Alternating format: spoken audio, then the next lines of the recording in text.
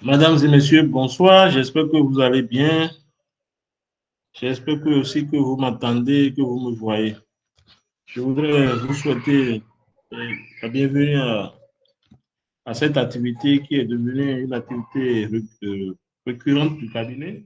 En début d'année où nous procédons au lancement de notre catalogue de formation qui constitue pour nous euh, notre principale offre en direction du public pour essayer non seulement de présenter cette offre-là, cette offre de formation, mais également d'échanger sur une thématique en lien avec les exigences, les enjeux de renforcement des capacités, les défis de renforcement des capacités dans le secteur de la microfinance. Et nous n'avons pas dérogé à la tradition cette année. Et avant de continuer, je voudrais formuler mes meilleurs voeux de bonne et heureuse année à tous. Santé, succès, bonheur, réussite et de vous voir chaque fois plus nombreux à nos activités, à nos ateliers de formation. J'espère que vous m'entendez, que vous me voyez bien. Si oui, vous voudrez bien me notifier dans la boîte chat, boîte de messagerie, en réagissant à mes propos par un émoticône. Moi, je m'appelle Fonton Sylvestre Onvou, je suis le directeur gérant du cabinet et depuis 2020 où nous avons commencé cette aventure, nous avons été très heureux à chaque fois de vous avoir avec nous. La réaction que nous avons eue nous a motivés à continuer jusqu'à aujourd'hui.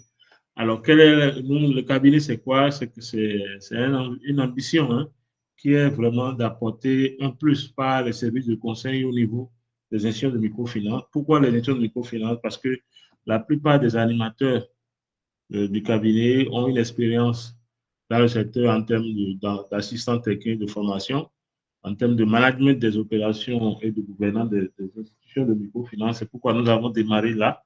Mais nous essayons depuis aussi d'élargir nos champs pour pouvoir toucher d'autres secteurs d'activité, élargir la portée du cabinet.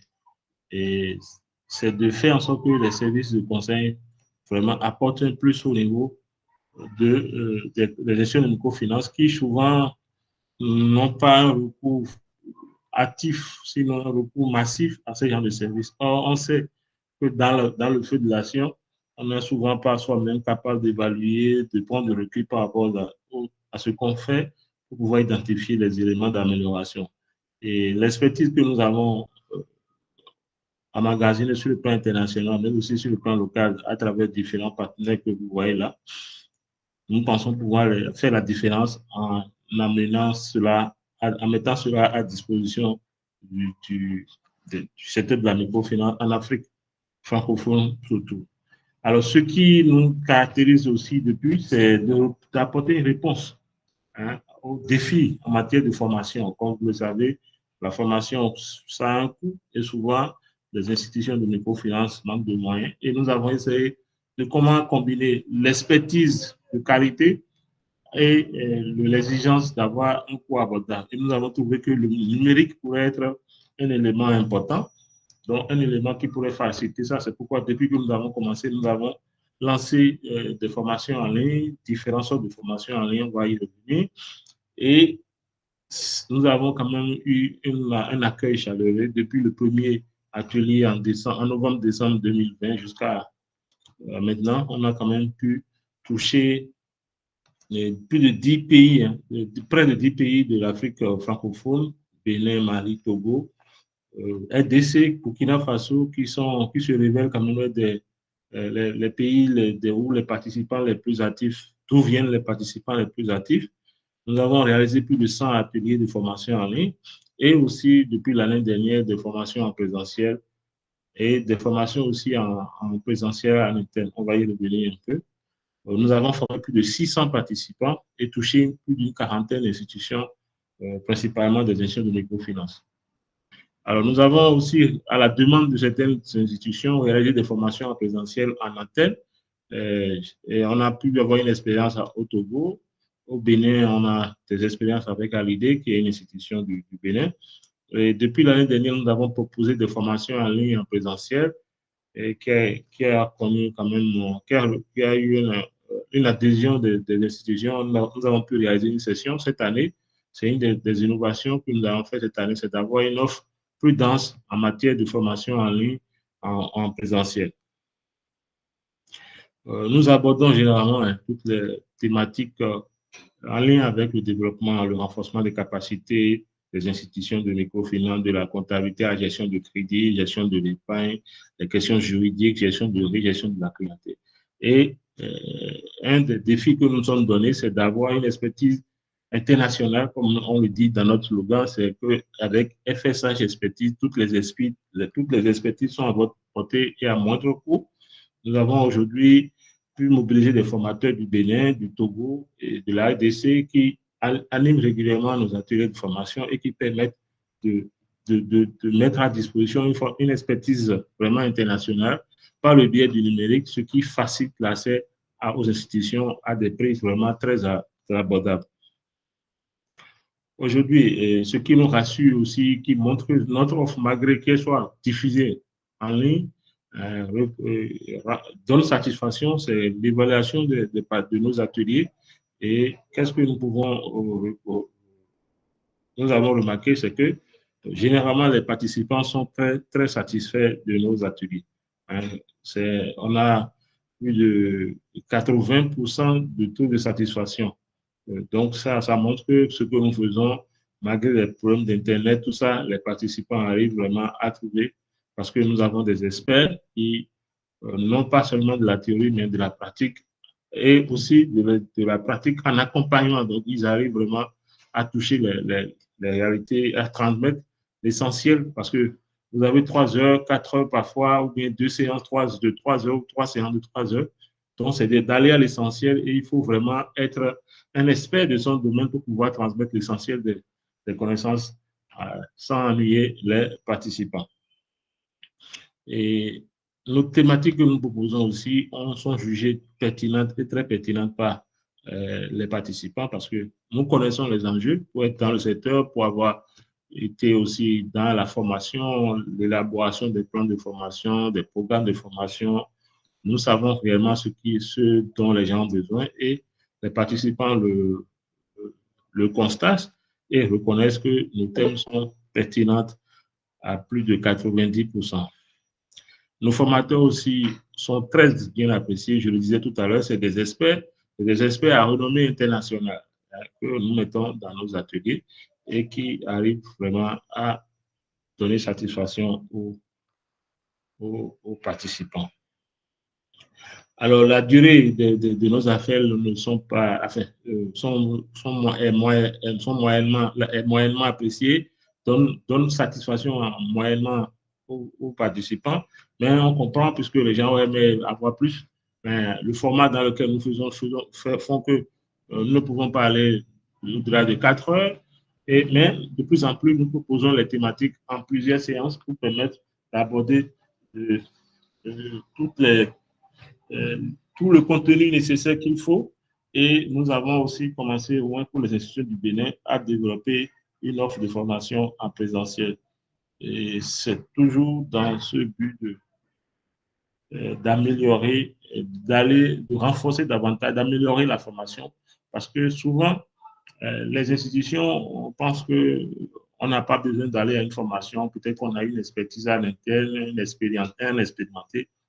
Or, même le fait de partager, d'être dans une salle de formation avec d'autres, c'est déjà un élément de renforcement des capacités parce que le fait d'écouter ce qui se passe ailleurs, de voir les partages d'expériences venant d'ailleurs, ça renforce, ça vous amène de nouvelles connaissances pour vous permettre d'améliorer, voir les défis que vous avez à réaliser au niveau de votre fonction.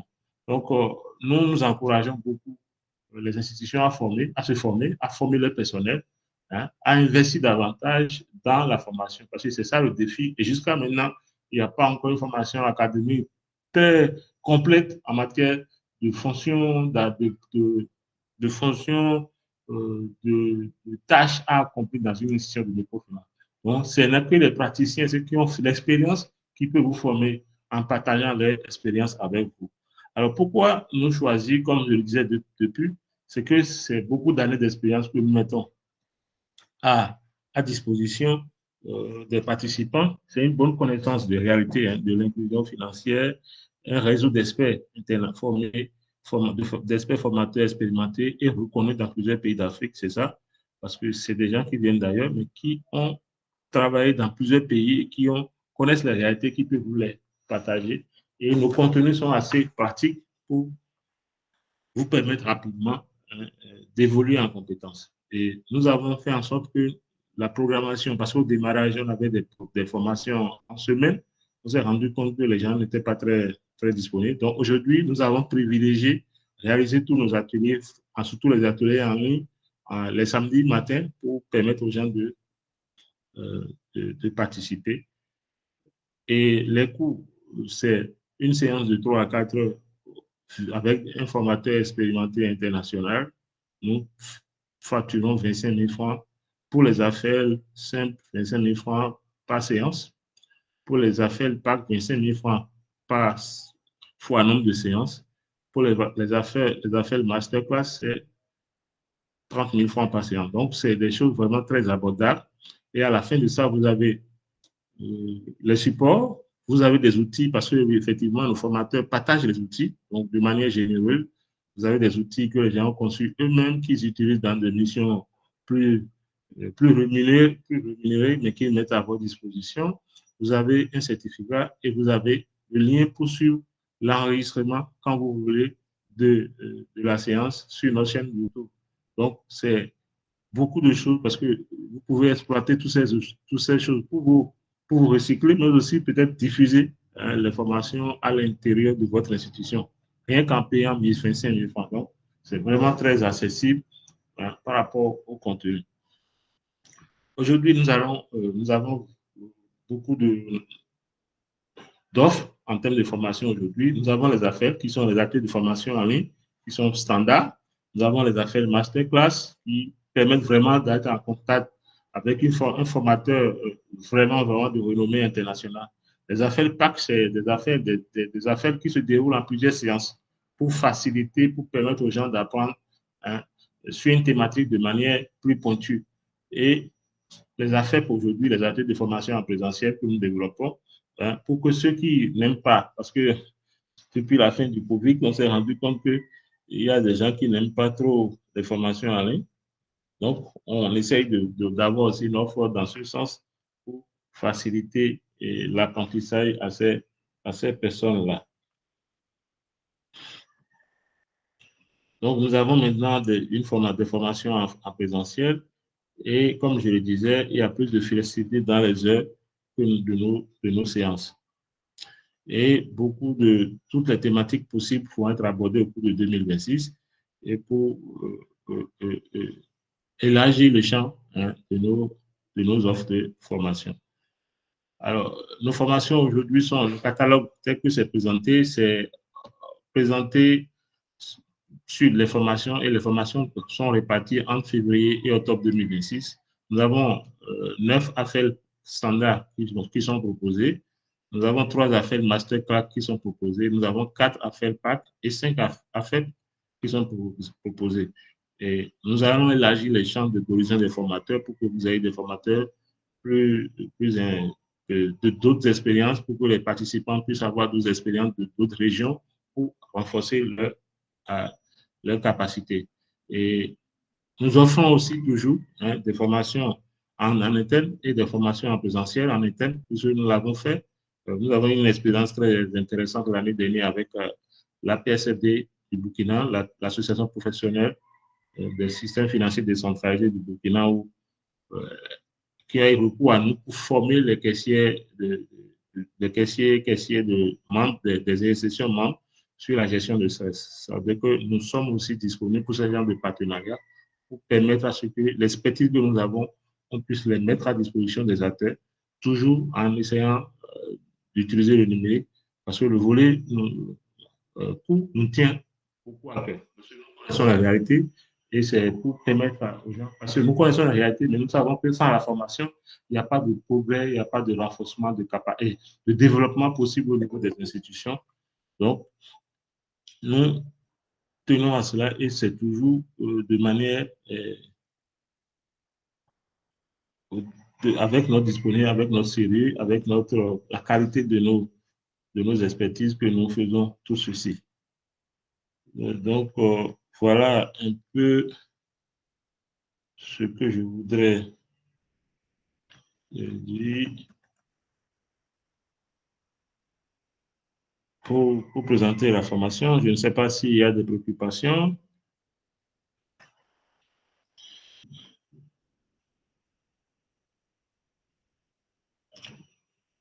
Ok, bienvenue à mon ami Sénan qui est là depuis toujours. Oui, monsieur Akabassi. Oui, Vous bonjour à tous. Bonjour, monsieur le président. Bonjour à tous. Bonjour. Vous me recevez? Oui, Ok. Merci beaucoup de nous avoir invités à cette réunion. Euh, Moi, j'ai une préoccupation. Je voudrais comprendre pourquoi vous n'entendez pas à faire une masterclass. Merci. ok.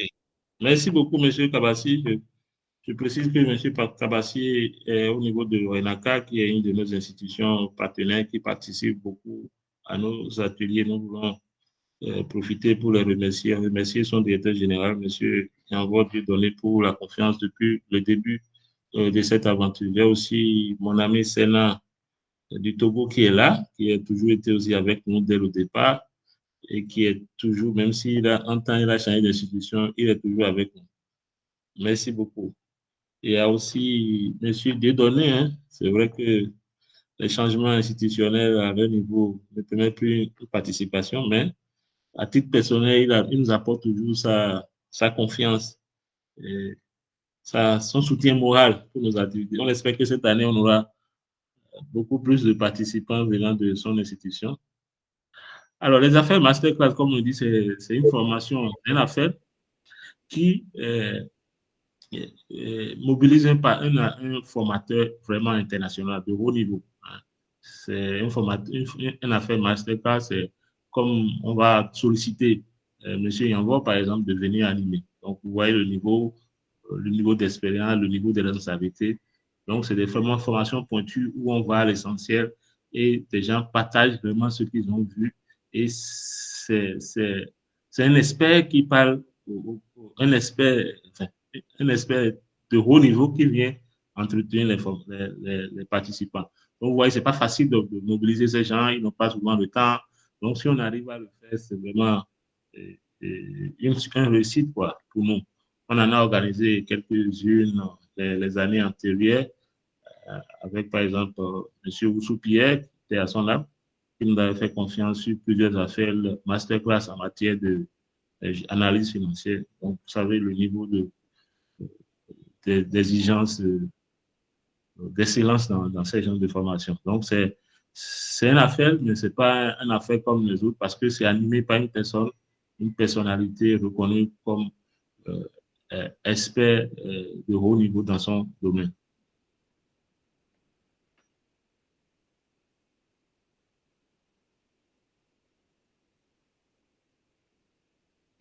C'est bon? Oui, c'est bon. Merci beaucoup. C'est compris. Merci beaucoup, M. Akabassi. Merci à tous. Il y a d'autres préoccupations?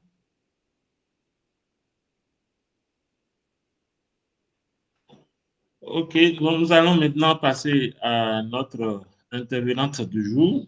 Et c'est une première d'accueillir dans le lancement de notre catalogue de formation une femme. Et c'est aussi une femme du domaine quand même, hein, responsable de formation au niveau de la PSFT. Donc, c'est elle qui va nous entretenir sur la thématique du, du, du, du, de ce lancement qui est les enjeux de formation de la conformité à la nouvelle loi uniforme sur la microfinance. Comme vous le savez, il y a une nouvelle loi qui demande beaucoup de choses au niveau des institutions et tout ça là, il faut s'y conformer. Mais dans cette conformité, quelle est la place de la formation? Parce que parfois, on pense qu'il faut juste peut-être respecter la loi en créant de nouvelles sociétés, de nouveaux organes, ainsi de suite.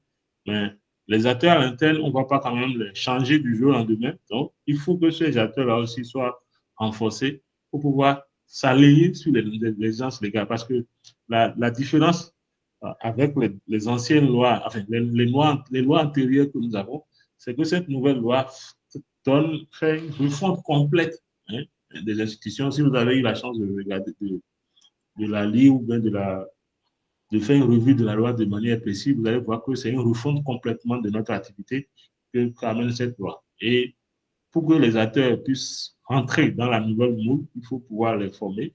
Et nous avons pensé que nous pouvons échanger sur ça, sur cette thématique-là pour le lancement, parce qu'aujourd'hui, c'est une des priorités des institutions dans l'espace moi, se conformer à cette nouvelle réglementation. Et nous avons pensé à Madame Gira Savadogo Myriam, responsable formation au niveau de l'APSFT de Burkina Faso. Donc, c'est elle qui va nous faire sa présentation et je voudrais l'inviter à partager son écran, à démarrer son animation en revenant un peu sur sa présentation elle-même avant de commencer. Donc, Madame Myriam, vous avez la parole.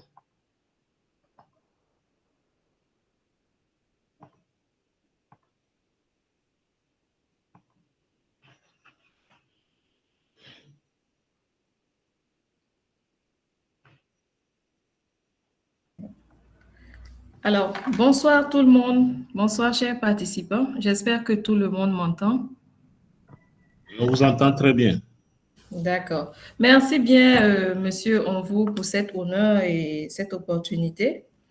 Et également, un grand merci au cabinet FSH Expertise, qui est un de nos partenaires privilégiés en tout cas, et donc nous vous remercions. Alors, avant de rentrer dans le vif du sujet, permettez-moi de vous présenter mes vœux les meilleurs pour cette année. Je vous souhaite une excellente année, pleine de réussite pour vos institutions et pour chacun de vous.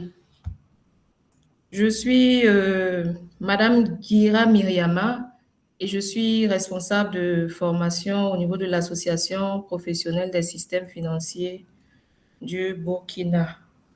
Alors, je vais déjà essayer de partager ma présentation, partager mon écran pour que vous puissiez voir.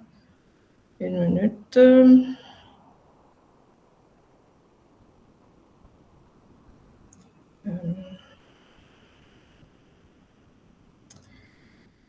Est-ce que c'est bon? Tout le monde voit bien mon écran? Si vous voyez, si vous pouvez mettre des pouces pour que je sache que vous voyez. C'est bon? Oui, c'est bon. OK. D'accord, super. Si tout le monde voit. Une minute, je vérifie quelque chose. OK. C'est bon pour moi maintenant. D'accord. Donc, alors, nous savons tous que la microfinance joue un rôle essentiel dans l'inclusion financière et dans le développement économique de nos États.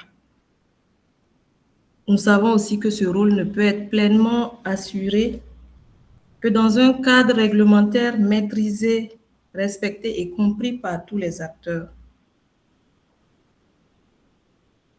Dans ce contexte-là, nous disons que la conformité ne doit plus être perçue comme une contrainte, mais comme un levier de crédibilité, je dirais de performance et de pérennité pour les institutions de microfinance.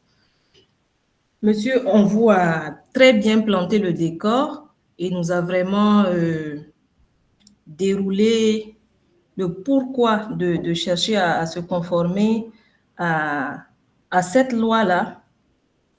Donc aujourd'hui, nous allons vraiment rentrer dans le vif du sujet en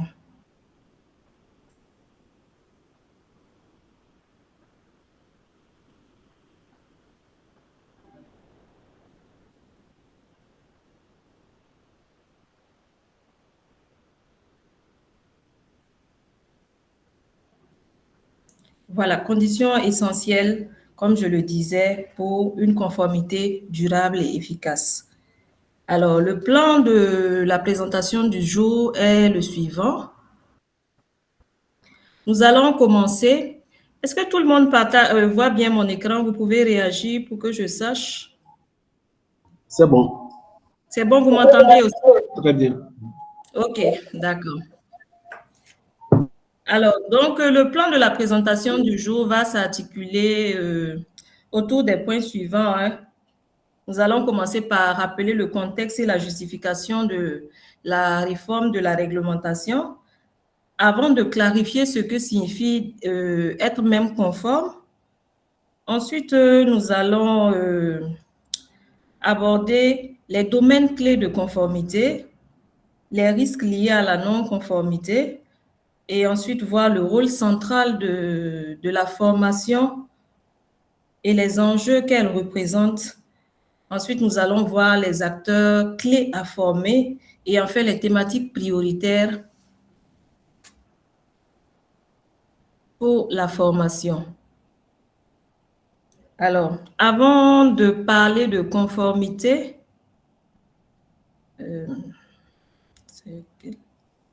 c'est bon.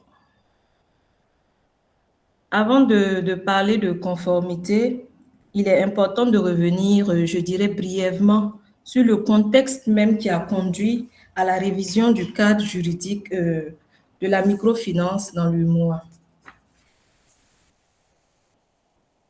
Alors, pendant longtemps, le cadre juridique du secteur de la microfinance dans l'Union reposait essentiellement sur la loi portant réglementation des systèmes financiers décentralisés adoptée en 2007 par le Conseil des ministres de l'UEMOA.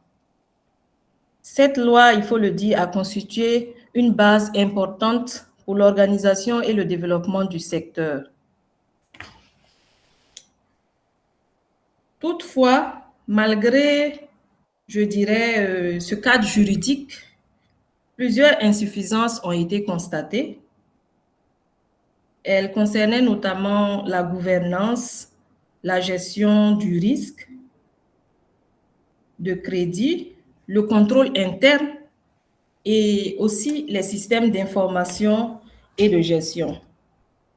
Ces différentes faiblesses-là ont freiné le développement du secteur et vraiment fragilisé la viabilité des institutions. Alors, quand on prend par exemple en matière de gouvernance, on voit que dans certaines SFD, le conseil d'administration est très peu impliqué dans le suivi stratégique, ce qui fragilise la gouvernance. Au niveau de la gestion du risque, on peut dire qu'il y a certaines analyses de crédit qui sont insuffisantes et cela a conduit à une hausse du taux d'impayés dans le secteur.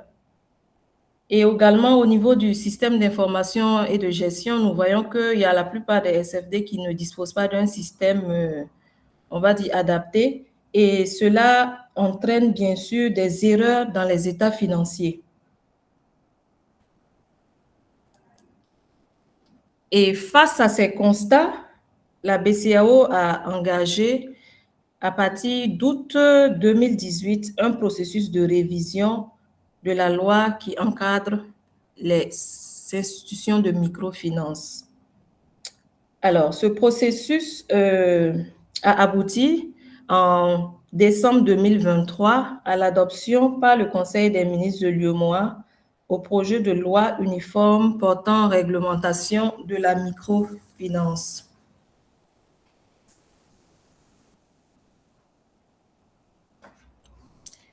Cette révision-là portait plusieurs objectifs majeurs. Il s'agissait notamment de réduire les risques en adaptant le cadre légal aux évolutions économiques, financières et aux standards internationaux, mais aussi de renforcer la solidité des institutions de microfinance et leur contribution à l'inclusion financière et à la mobilisation de l'épargne. Alors, on dit que la conformité n'est pas une option, mais une exigence légale et stratégique. Je pense qu'à ce niveau-là, le message, il est vraiment clair. La conformité n'est pas une option, c'est une exigence légale et un enjeu stratégique pour, en tout cas, toute institution qui se veut pérenne dans le temps. On est obligé de se conformer à cette nouvelle législation en la matière. Alors, après avoir compris les raisons de la réforme de la loi en matière de microfinance, il nous convient maintenant de clarifier, je dirais, la notion centrale même de conformité. Qu'est-ce que la conformité? Qu'est-ce qu'être conforme? Alors, je dirais que être conforme, ce n'est pas seulement respecter les textes, c'est aussi appliquer correctement les procédures internes et adopter des pratiques professionnelles et éthiques au quotidien. La conformité concerne à la fois les textes, les procédures et les comportements.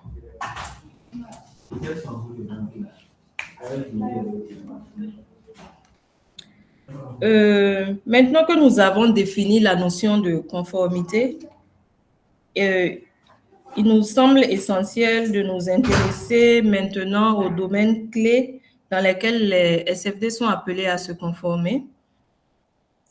Alors, la conformité, elle couvre plusieurs domaines clés, notamment la gouvernance et le rôle des organes. Alors, au niveau de la gouvernance, pour la validation et le contrôle des politiques internes par le conseil d'administration, nous voyons même que dans la nouvelle réglementation, toutes les structures sont désormais appelées à avoir un conseil d'administration. Tout cela pour garantir vraiment que tout puisse se passer de la meilleure des façons au sein de l'institution de microfinance. Également, au niveau de la gestion financière, des normes ont été établies, également au niveau du contrôle interne, de la gestion des risques, de la lutte contre le blanchiment, afin de permettre d'identifier correctement les clients et les opérations suspectes. Et également au niveau du reporting, de la protection des clients. Alors, tous les SFD sont appelés à être transparents sur leurs contrats et éviter vraiment tout ce qui est frais cachés. Alors, ce que je peux dire en tout cas à ce niveau-là, c'est que chacun de ces domaines-là exige des compétences spécifiques.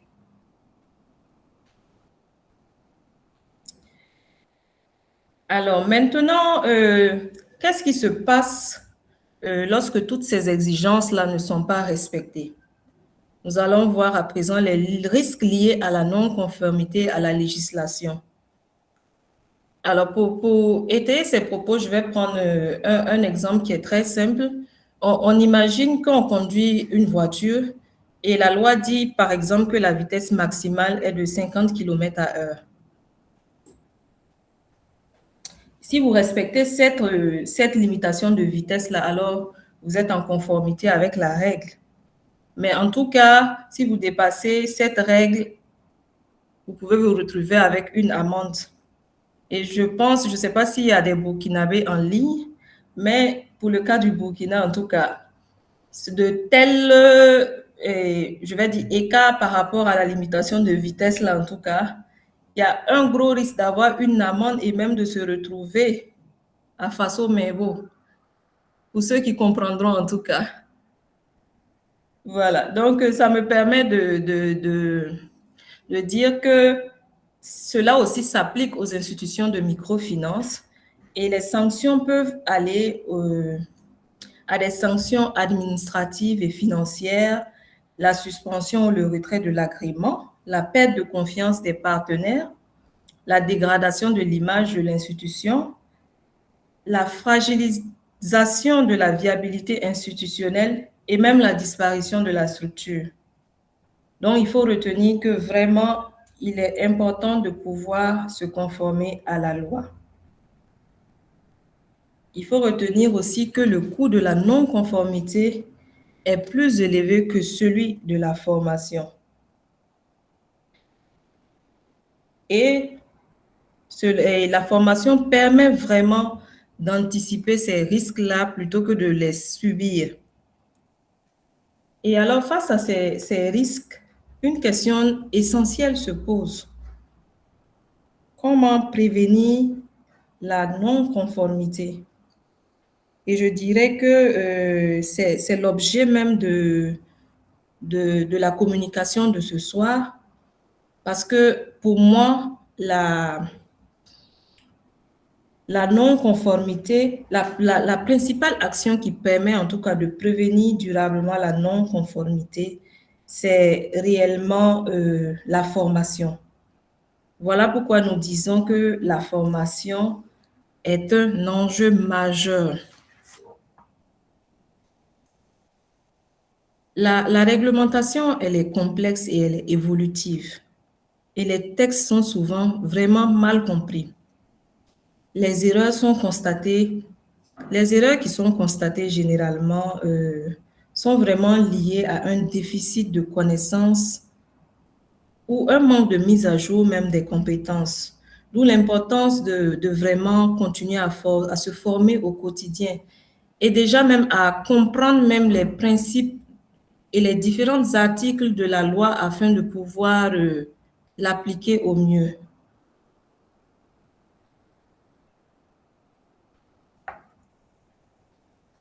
Alors, nous allons voir maintenant plus précisément ce que la formation permet et pourquoi elle constitue vraiment un levier stratégique pour les institutions de microfinance.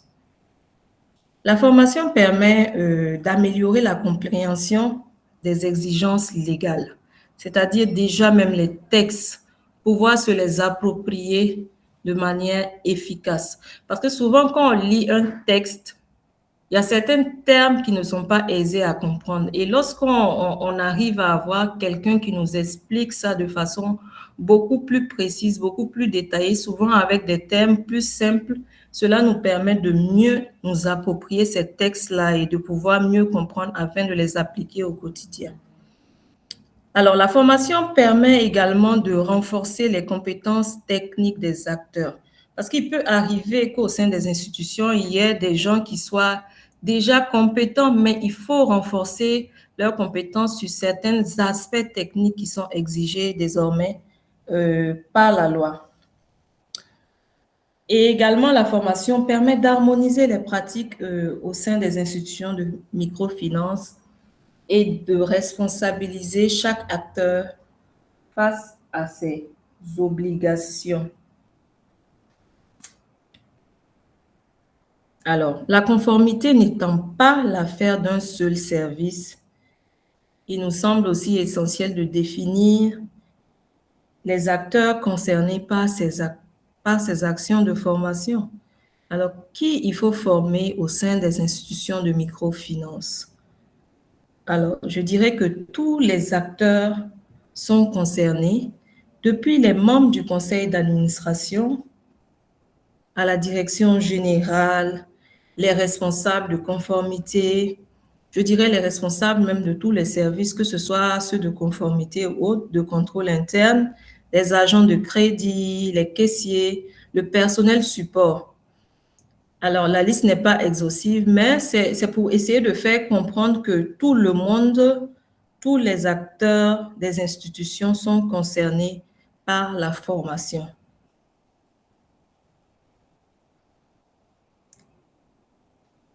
Alors, maintenant que nous avons identifié les cibles à former, nous allons peut-être nous intéresser maintenant aux thématiques de formation à privilégier pour répondre efficacement aux exigences réglementaires. Alors, les formations qui nous semblent prioritaires sont celles qui sont énoncées. C'est vraiment d'abord des formations sur la loi uniforme et ses textes d'application, afin de comprendre même, comme je le disais tantôt, la loi. Comprendre et connaître tous les tenants et les aboutissants de la loi. Également, des thématiques qui sont axées sur la gouvernance et les responsabilités des organes, parce qu'il y a de nouveaux textes qui ont été définis dans ce sens-là concernant la gouvernance et la responsabilité des organes, également concernant le contrôle interne, la gestion des risques, la lutte contre le blanchiment de capitaux, la protection des clients et les obligations de reporting. Ce que je peux dire, c'est que au regard de tous ces éléments-là, il apparaît vraiment que la conformité et la formation sont indissociables. Et la conformité est avant tout une obligation légale. La formation est un levier stratégique qui peut permettre en tout cas à chaque institution d'être pérenne et de renforcer sa crédibilité dans le temps, en permettant de renforcer les compétences, d'harmoniser les pratiques et de renforcer la responsabilité de chaque acteur. Une conformité durable repose, je dirais, sur un engagement collectif et une dynamique de formation continue. Je vous remercie pour votre attention et si vous avez des questions, je suis toute oui et je pourrai répondre à vos questions autant que possible. Merci. Merci beaucoup, Madame Guira, pour cette présentation sur les enjeux de formation de la conformité à la nouvelle réglementation. Et vous avez essayé de manière de votre formation de rappeler la notion de conformité, de montrer d'abord pourquoi la loi a évolué et les exigences de conformité, de montrer comment la formation peut jouer un rôle. Et comme vous l'avez dit, le coût de non-conformité est plus cher que la formation. Vous avez montré les domaines qui peuvent être couverts par la formation dans la conformité à la loi, les acteurs concernés, d'accord, et les résultats que ça pourrait avoir. Merci beaucoup pour cette présentation. Je ne sais pas si les participants ont des questions à notre présentatrice, notre communicatrice. Si oui, vous pouvez lever la main. Oui, Monsieur Akabassi, vous avez la parole. Oui, je vous remercie. Merci, Madame, excusez-moi, c'est Myriam, responsable formation de la PTSD Burkina Faso. Je remercie vraiment Madame pour sa présentation. Alors, ma préoccupation, c'est de savoir réellement, le délai qui est fixé pour la conformité à cette loi. Je crois que le délai est jugé, si je ne me trompe pas, c'est au 30 juin. Je ne sais pas si c'est modifié après. Alors, avant ce délai, est-ce que vous avez prévu vraiment faire passer tous les messages, j'allais dire, réussir à faire toutes les formations concernant tous les secteurs de la microfinance avant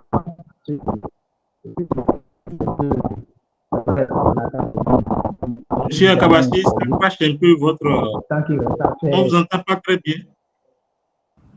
Monsieur Akabassi, il y a un peu de... Ça crache un peu votre micro. Ça crache, on ne vous entend vraiment pas. Voilà, moi, je reçois 5 sur 5. Vous pouvez recevoir maintenant? Ok. Alors? Allez-y, Vous pouvez recevoir maintenant? Oui, allez-y. Alors, ma préoccupation, c'est de savoir, avoir le délai qui est fixé pour que toutes les institutions de soient vraiment en conformité à la loi. Si je ne me trompe pas, c'était plutôt au 30 juin. Ce n'est pas modifié, on a dit au 30 juin de cette année. J'ai dit avoir notre institution du groupe dans la cabinet suffisamment informée par rapport à cette nouvelle loi. Mais tant qu'il reste à faire, rien n'est encore fait. Il nous reste encore d'autres formations à avoir pour vraiment réussir cette conformité. Je demande si, à travers ce délai, vous avez pris toutes les dispositions nécessaires pour vraiment faire passer tout le métier en effet avant ce délai. Voilà ma préoccupation. Vous recevez? Ok, c'est bien, on a bien compris. Oui, on vous entend. On vous a entendu. Okay. Merci beaucoup. Donc, voilà. Merci. Merci, monsieur Akabassi. D'autres interventions?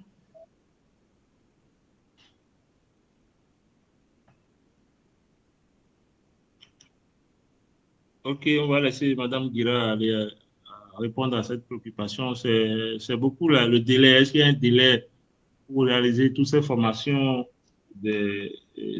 nécessaires pour amener à la conformité à la nouvelle réglementation?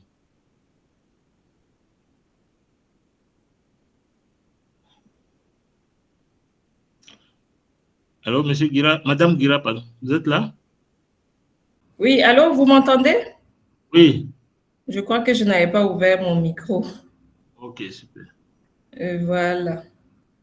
Donc, je disais, pour ce qui concerne le délai pour se conformer à la nouvelle loi, je pense qu'il n'y a pas eu c'est bien la question que j'ai compris, hein? En termes de formation, bien sûr, c'est un délai pour faire toutes ces formations-là. Vous avez identifié les domaines, vous avez identifié les acteurs. Oui, un délai pour faire ces formations, je dirais non, ça va dépendre de chaque institution de microfinance. Mais je sais que pour ce qui est de la loi a fixé un délai de 6 mois pour pouvoir, si je ne me trompe pas, l'appliquer.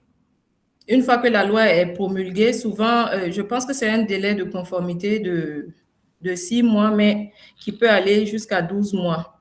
Et ce que je peux dire à ce niveau-là, c'est de ne pas forcément attendre ce délai-là. Je pense qu'au sein de chaque institution, on peut déjà commencer à entamer les procédures, en tout cas pour pouvoir se conformer à la nouvelle réglementation et aussi les différentes formations, je dirais, qui vont nous permettre de pouvoir se conformer. Sinon, je ne pense pas qu'il y ait... Ça va dépendre de chaque institution. Je le dirais, si c'est en matière de formation, c'est peut-être chaque institution qui va définir comment s'organiser, en tout cas pour pouvoir se mettre à jour de la réglementation. Merci. Je pense que la formation, comme on l'entend, c'est une formation continue. Ces formations la loi a instauré de nouveaux acteurs, de nouvelles exigences, et on ne va pas pouvoir faire une seule formation et atteindre ces exigences-là. C'est-à-dire que le personnel ou bien les acteurs de l'institution ne peuvent pas mettre toutes ces choses-là du jour au lendemain. On va même au-delà du délai légal, bien de conformité. C'est que le délai où vous devez transformer votre institution, avoir les fonctions qu'il faut. Mais pour que les acteurs puissent jouer leur rôle convenablement par rapport à la loi, il faudra continuer à les former. C'est pourquoi on a parlé d'enjeux, c'est-à-dire qu'il faut qu'on comprenne, comme Madame l'a dit, la conformité durable là, va être portée par la formation.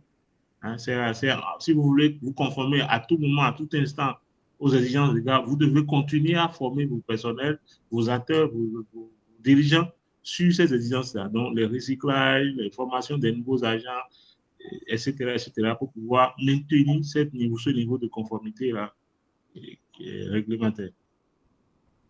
Donc, le délai légal de se conformer, oui, mais les formations vont continuer à se faire tout au long de la vie de votre institution. Tant que ces exigences légales vont rester, vous devez former votre personnel à s'y conformer, puisque les acteurs changent, les acteurs au niveau du CA vont changer, au niveau de la direction générale, au niveau du personnel des agents, ainsi de suite. Donc, il faudra pouvoir continuer à former tous ces. Mon compliment à la réaction de Madame Kira. C'est monsieur... Akabassi, c'est bon? Akabassi. Oui. Est-ce que c'est bon? Oui. Oui, j'ai compris. Je voudrais d'ailleurs, en dehors du délai fixé qui est de 6 mois, on va toujours continuer à former tous les acteurs. Vous me recevez? Tout à fait. à continuer à former tous les acteurs. Mais l'autre chose aussi, je voudrais savoir, hein, actuellement, nous avons 3 organes au sein de nos institutions de finance. Il y a le conseil d'administration, le comité de crédit et le conseil de surveillance. Avec la nouvelle loi, est-ce qu'on aura affaire seulement avec le conseil d'administration ou bien maintenir les 3 organes? J'espère que vous m'avez compris ma question. Ok, je pense qu'au niveau de... Merci, Monsieur Meda, pour la question. Au niveau des organes de gouvernance, on aura les administrateurs, les membres du... Il y aura également le conseil de surveillance, je pense. Hein. Et également, il a été défini même, je vais dire quoi, un niveau de formation et d'expérience professionnelle minimum pour le CA et les différents administrateurs. Et aussi, je pense, au niveau de la nouvelle réglementation également, il a été donné l'interdiction de cumuler certaines fonctions comme les fonctions de PCA et de DG d'une IMF. On ne peut plus cumuler les 2 fonctions. Voilà, au niveau de... Je pense que pour ces questions-là, les questions méritent d'être approfondies. Et c'est pour ça que nous vous invitons vraiment à prendre la tâche pour pouvoir aborder les différents aspects de la loi. Ce sont des questions qui méritent vraiment un approfondissement spécifique, je dirais. Et en tout cas, je pense que le cabinet FSH est disponible pour pouvoir vous accompagner à comprendre vraiment tous les tenants et les aboutissants de cette loi.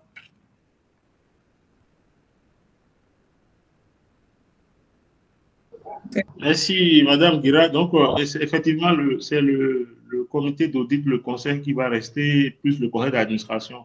Le comité de crédit, lui, saute en tant qu'organe. Donc, et ces organes sont les mêmes sur les 2 formes juridiques reconnues aujourd'hui, société coopérative et société anonyme ou autre. D'accord? Mais la question de formation, elle est continue, elle ne peut pas s'arrêter uniquement à la conformité, au délai de conformité. Merci beaucoup. Alors, je ne sais pas, Kabylie DS Consulting, est-ce que c'est mon ami William Dagbo qui est derrière ça? Je voudrais, s'il a des questions, Monsieur Degbelo, vous avez une intervention? Sénat, Marius, vous voulez dire quelque chose par rapport à ce lancement ou à cette intervention de notre communicatrice?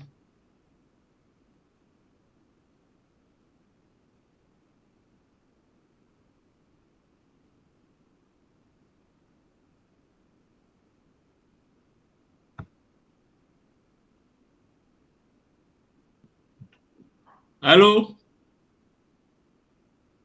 Des préoccupations, des interventions?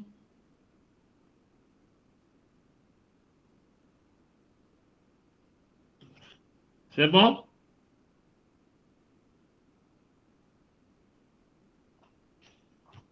OK.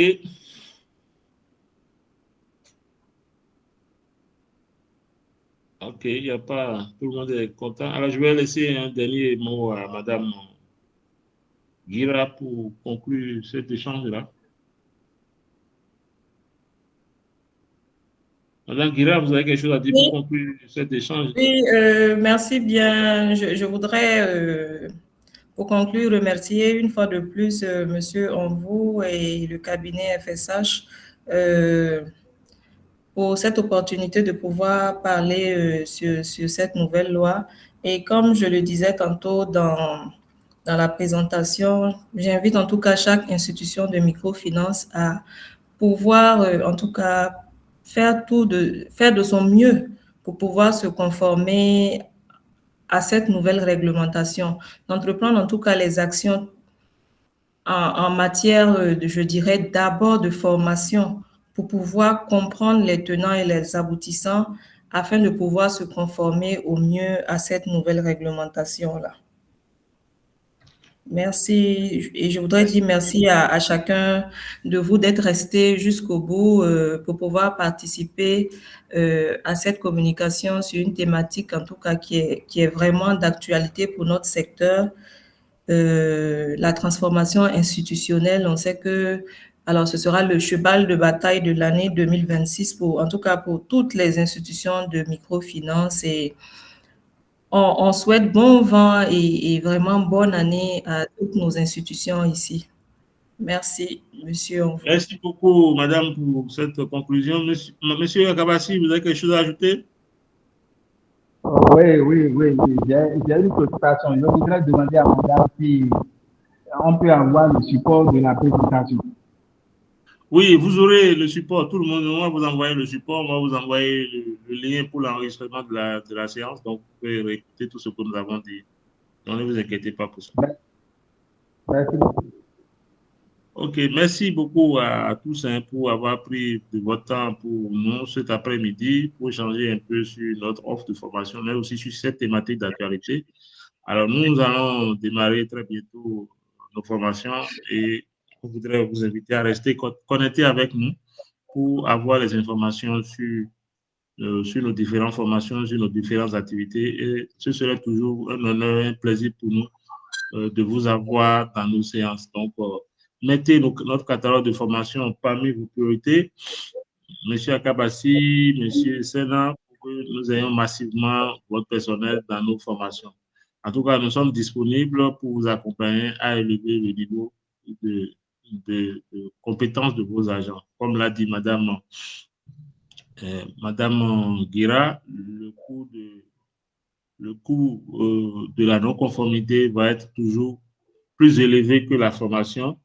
Et je voudrais dire le coût de l'incompétence de votre personnel va être toujours plus élevé que le coût de la formation, surtout des formations aussi moins chères comme les nôtres. Donc, vous avez à gagner en nous faisant confiance, en nous associant à vos actions de renforcement des capacités. Et comme vous l'avez vu déjà avec nous, la satisfaction est garantie parce que nous avons une expertise reconnue, des formateurs expérimentés et une connaissance pointue des réalités des institutions et notamment en matière de besoins de formation. Merci à tous pour votre participation. Bonne soirée à vous, bon début de soirée à vous et à très bientôt.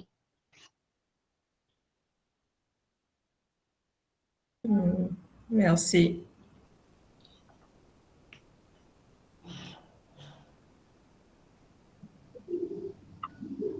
D'accord.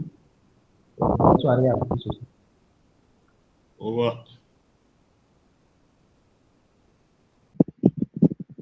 Merci, bonne soirée.